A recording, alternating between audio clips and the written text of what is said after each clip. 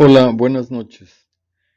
Bien, voy a compartir con ustedes la siguiente parte de esta asignatura, que en esencia habla del trabajo colaborativo entre docentes o de la colaboración en general entre personas.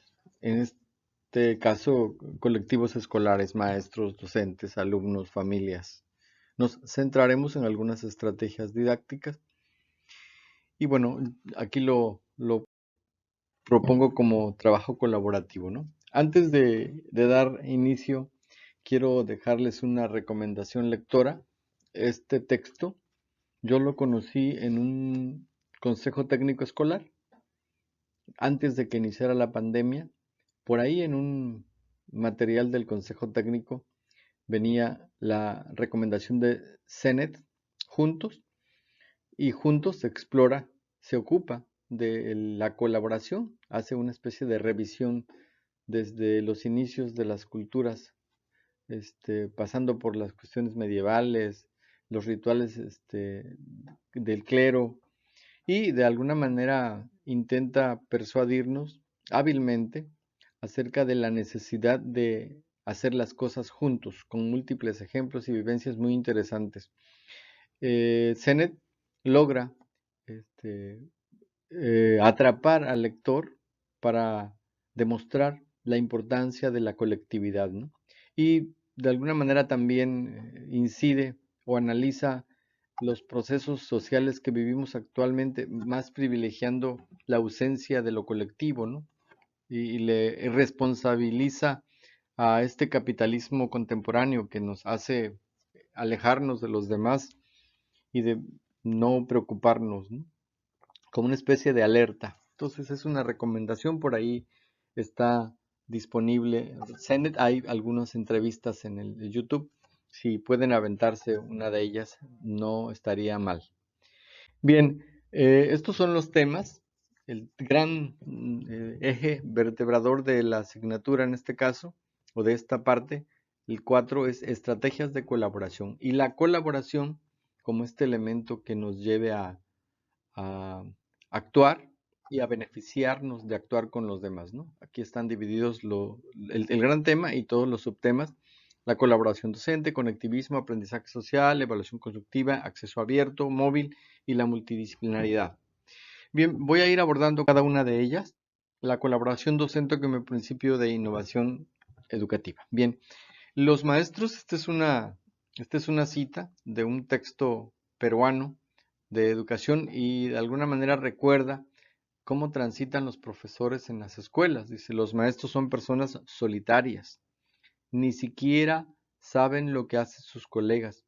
Si algo les da resultado, continúan utilizándolo año tras año. No hay tiempo para dedicarse a intercambiar ideas con las demás personas de otras áreas. Incluso en esta pequeña escuela no conozco a todos los que aquí están. Esta cita de alguna manera es una fotografía de cómo se relacionan los docentes, cómo son con los demás, cómo están, cómo actúan y la urgente necesidad por el beneficio que esto da para ser excelentes o mejores profesores o que mejore nuestra práctica educativa a través de la colaboración con los otros, ¿no? Es un tema que de alguna manera es cotidiano en las escuelas. Hay como pequeñas islas, cada quien le hace como puede, como quiere, y se olvida o nos olvidamos de los beneficios y de este instinto gregario de la naturaleza humana de estar con los demás. Sennett es muy puntilloso con respecto a este asunto, ¿no? Hay algunas tesis sobre estas causas y una de las causas que de alguna manera generan este individualismo docente puede ser la estructura altamente compartamentalizada de la escuela, es decir, por compartimientos, por espacios en el que yo de educación física no tengo nada que ver con el de artes, con el de historia, y estas rutinas eh, de dividir en compartimientos y espacios de cada quien, pues hacen que se genere pues un alejamiento, ¿no? A mí me parece que hay espacios en los que, dadas las circunstancias, hay mayor solidaridad y hay teorías que yo pudiese proponer un poco al vuelo, ¿no? Por ejemplo, cómo cuando estamos trabajando en la iniciativa privada, en colegios privados, los docentes somos más tendientes a colaborar, quizá por la inseguridad del empleo, por la posibilidad de que un día nos corran, por la necesidad imperiosa de hacer equipo, porque la condición laboral así lo obliga. Y en la escuela pública esto se da mucho menos tanto que luego son como pequeños grupos, ¿no? Que están unos alejados de otro o maestros alejados de los otros. El hábito y la rutina, la economía del esfuerzo y la posibilidad esta de, o temor de evidenciarnos ante nuestras discapacidades o incompetencias, ¿no? Puede ser una de las causas de este individualismo docente y el ignorar el beneficio que nos traería el vincularnos con los otros, ¿no? Con los demás. Y hay en este mismo documento que les refiero, hay una frase que habla de la inteligencia colegial, que esta capacidad de estar con los demás, en este caso los profesores, para trabajar conjuntamente en la búsqueda de fines similares, ¿no? Todos tenemos la necesidad, el compromiso de educar y el colaborar con los demás pudiese impactar en la mejora de lo que hacemos, en estos detalles que a veces son pequeños trucos que vamos aprendiendo y que la única manera de saberlos es compartiéndolos, compartir con los demás estas posturas o posiciones, algunas de ellas del anecdotario, pero de enorme beneficio para la práctica. Bien, dentro de estas varias propuestas del programa, la primera es el conectivismo. Esta es una postura de Siemens. Él de alguna manera aborda el aprendizaje en esta era de las comunicaciones de carácter digital y por supuesto que intenta darle como forma o cohesión a este caos que se genera. Aquí pudiésemos recordar este análisis que está hoy en los programas o está en los cursos de capacitación de la literacidad, cómo propiciar que los seres humanos tengan la suficiente capacidad para discernir entre qué de eso que está en las redes digitales es verdad y qué es mentira, y la única manera de lograrlo es pues con múltiples fuentes y con un ejercicio crítico de la lectura, no solamente de los textos. La literacidad va más allá de leer los mensajes ocultos, las fotografías, el cine, la publicidad, los mensajes políticos. Es decir, no la simpleza de un texto, sino todo lo que implica hoy la comunicación a través de la imagen, del audio y del video y por supuesto del lenguaje escrito, ¿no? Entonces, Siemens intenta a través del conectivismo dar sentido a estas prácticas y por supuesto que tiene algunos detractores, ¿no? Dicen que esta no es una teoría del aprendizaje, sino una perspectiva pedagógica. Y bueno, en estos enfrentamientos de carácter teórico, nosotros pudiésemos o deberíamos sacar el máximo provecho y que de alguna manera incida en nuestra práctica, ¿no?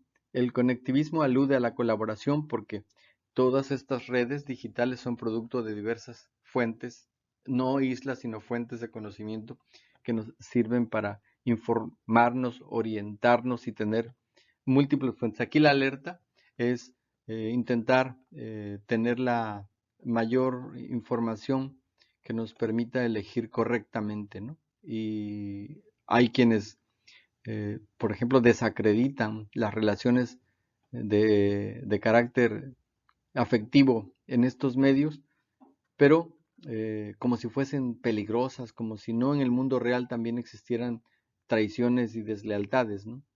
Y la información igual que puede no ser fiable a nivel tradicional, puede también no ser fiable en la red y la habilidad para que el sujeto aprenda a decodificarla es hacia donde se encamina el conectivismo, tener esta información suficiente para acudir a fuentes fiables, ¿no? O construir a través de estos mecanismos una idea o una noción más elaborada. Esto sería el conectivismo. Luego vamos con la teoría social del aprendizaje. Esta está propuesta por Albert Bandura. El aprendizaje social pues, se apoya en la idea de que las personas aprenden a través de lo que ven, de la relación con los demás. En esto que es el eje de esta temática, la colaboración con los demás, con los otros. Y Bandura tiene un experimento en el que, aquí está señalado los muñecos Bow, ponen a unos niños a que vean cómo otros maltratan a un muñeco, lo golpean, y analiza cuál es el comportamiento de estos niños cuando son estimulados por estas cosas que ven. Y la conclusión es que estos niños expuestos a violencia de manera social aprenden a ser violentos, es decir, sí se contagian de lo que ven y acuña el término del aprendizaje social. Por supuesto que hay cosas más elaboradas y hay otro tipo de abordajes, hay otros experimentos para fortalecer su tesis.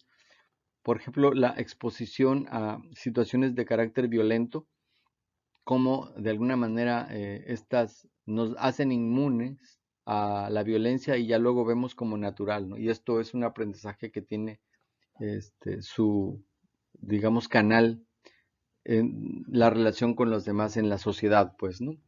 La invitación sería acercarse a leer a mayor profundidad el experimento de Bandura y los otros que hizo, y el libro que publica en el 77, que es El aprendizaje social.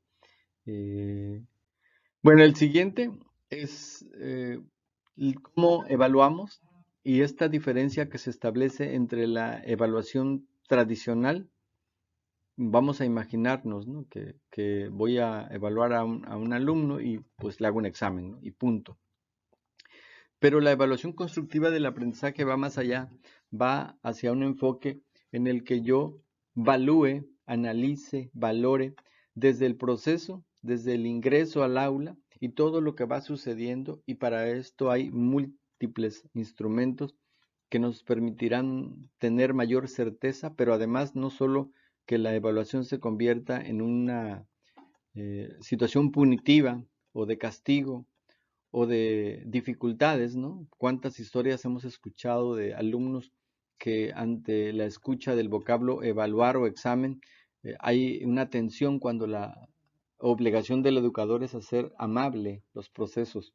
Entonces, la evaluación constructiva eh, privilegia el papel activo del alumno como creador de significado, de reflexiones, de autoconstrucción, de cambios y de todo el proceso que implica desde que el intento transmitirle un conocimiento hasta el momento en que lo abandono, pero en ese abandono también dejo en él la semilla de la búsqueda del conocimiento que vaya más allá de lo que está sucediendo. Hemos avanzado bastante en este asunto, ya no nos concentramos exactamente en el tema de un examen. Por fortuna, gracias a todas estas modificaciones y reformas y propuestas, hemos avanzado. Sin embargo, pues siempre es importante la reflexión, porque esta evaluación no punitiva, sino que forma y que va construyéndose junto con el alumno, incluso también el tema de la autoevaluación puede ser uno de los instrumentos o recursos para emitir una ponderación que tarde o temprano debemos de hacer efectiva, ¿no? Bien, este sería el de evaluación constructiva del aprendizaje, múltiples fuentes, lista de cotejo, rúbricas, exámenes, ensayos, artículos, videos, todo lo que pudiese servirnos para consolidar el aprendizaje y para emitir un juicio que no sea punitivo. Bien, aquí voy a poner los dos siguientes, están juntitos, y luego el último, el de la multidisciplina. El acceso abierto son todos estos recursos que gracias a la tecnología están disponibles para todos. Por ejemplo, nosotros aquí en la institución compartimos con ustedes algunos artículos científicos que en otros espacios pueden costarnos. Es decir, gente que con recursos públicos o privados aborda investigaciones, hace artículos, hace academia desde la perspectiva de la seriedad y de la responsabilidad que implica hacerlo, y que además lo comparten, ¿no? En este caso yo les comparto Redalic, pero hay otros repositorios que son gratuitos, que están abiertos para nosotros. Vamos al YouTube y uno puede encontrar fácilmente reflexiones, análisis. El único riesgo de esto es tener la habilidad para saber en qué momento es algo fatuo, es algo poco serio y en qué momento es se le da un tratamiento responsable, ¿no? El acceso abierto son prácticas diversas y son todos los recursos que están ahí en una especie de democratización del conocimiento y gracias a estos espacios digitales, ¿no?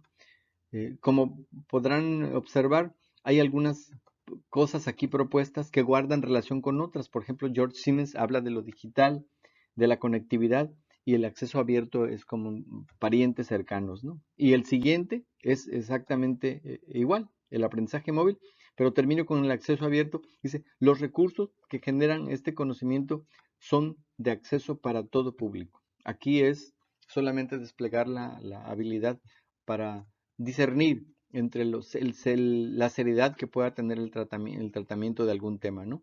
Uno puede encontrarse cosas a veces un tanto poco científicas o poco serias y hay que desplegar la habilidad para decodificar si verdaderamente esto es legítimo o por lo menos serio, ¿no? El planteamiento, el análisis o la propuesta. Bien, el 4.6 es el aprendizaje móvil, es igual son parientes cercanos, son todas estas tecnologías que han pasado de ser proyectos independientes a convertirse en redes y herramientas de aprendizaje que nos vinculan a todos. Recuerden que el eje vertebrador de la actividad es la colaboración, es el estar con los demás, ya sea a nivel de una práctica cercana, esto que se denomina memoria áptica, de casi tocarnos, a la cuestión de la distancia, como en este momento yo estoy interactuando, estoy en un espacio, en una biblioteca, grabando este video, pero me permite a través de estos recursos estar de alguna manera colaborando y el aprendizaje móvil es pues todo el uso de estas tecnologías que nos ayudan a hacerle frente a todos los desafíos del conocimiento, ¿no?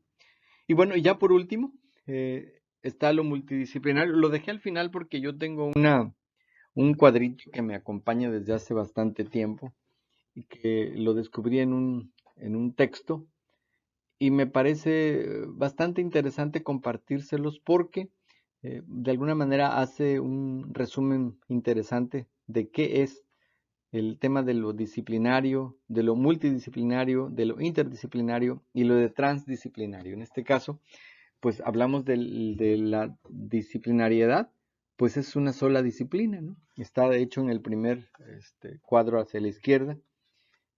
Hablamos de una sola disciplina, por ejemplo, no sé, vamos a hablar de matemáticas, ¿no? Solamente matemáticas, eso es una actividad disciplinaria. El cuerpo conceptual relativo a un ámbito particular de la actividad humana y se basa en el paradigma de la fragmentación del conocimiento, es decir, solamente matemáticas voy a ver, o solamente historia, o solamente arte, o solamente música. Y se va al siguiente celda o cuerpo del cuadro, columna, y habla de multidisciplinaridad y hasta ahí vamos a llegar porque los otros no están previstos. ¿Y qué es lo multidisciplinaridad? ¿Qué es la multidisciplinaridad?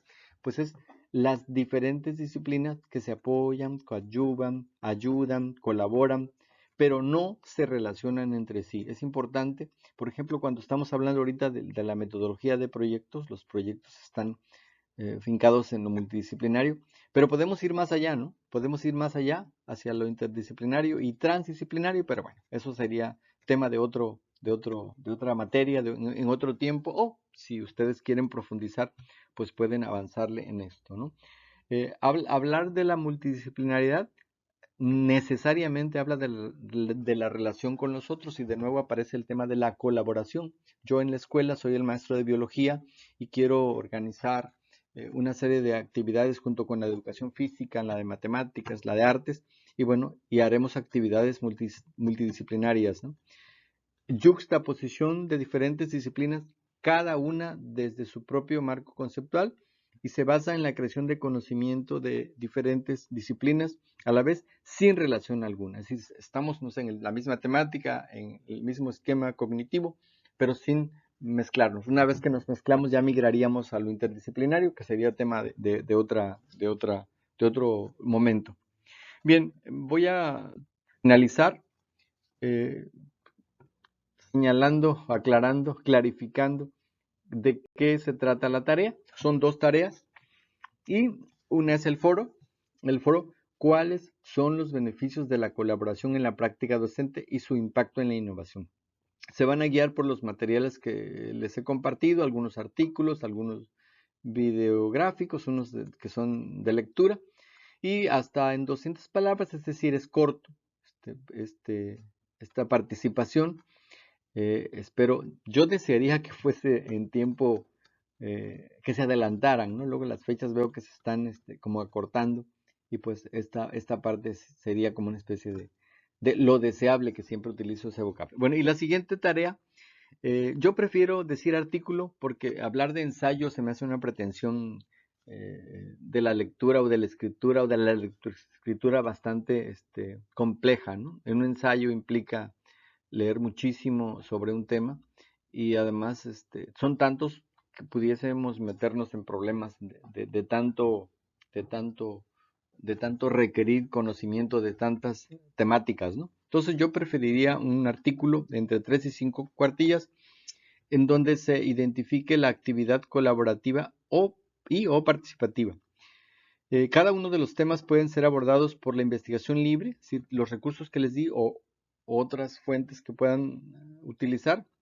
Las propuestas temáticas del programa son las que yo señalé ahorita, de las que hablé, y pueden elegir solo una o pueden elegir todas, pueden hacer uso de todas y argumentar en la identificación de lo colaborativo, de lo colectivo, como el recurso más importante para generarlas, para llevarlas a la práctica y para que nos sirvan a la hora de dar una clase, un contenido, ¿no? Repito, el foro, ¿cuáles son los beneficios de la colaboración en la práctica docente y su impacto en la innovación? ¿Por qué es bueno la colaboración? ¿Por qué es importante para nosotros? Y el siguiente, de 3 a 5 cuartillas, un artículo en el que se identifique la actividad colaborativa, la importancia de la colaboración con los demás. Yo preferiría la citación en APA. Recuerden que pues, es como que la más, aunque hay otras, la Chicago y otras. Sin embargo, pues la APA es la que prácticamente el 99% de las instituciones la utilizan. Y si alguien tiene alguna dificultad, haga sus citas y sería un tema interesante a tratar en posteriores ocasiones, a lo mejor en algún espacio o en la siguiente clase sincrónica, porque bueno, me he movido en el tema de la citación por los libros que he publicado y la práctica hacia el maestro y además uno lo está haciendo constantemente, de repente lo dejas de hacer y te vuelves a meter como en cómo es que hago esta cita, si es una cita corta, si es larga, si es de más de 40 palabras y ese tipo de cosas, ¿no? Bueno, espero haber clarificado el asunto. Muchas gracias y adelántense a las fechas. Que estén muy bien, adelántense a las fechas. Gracias.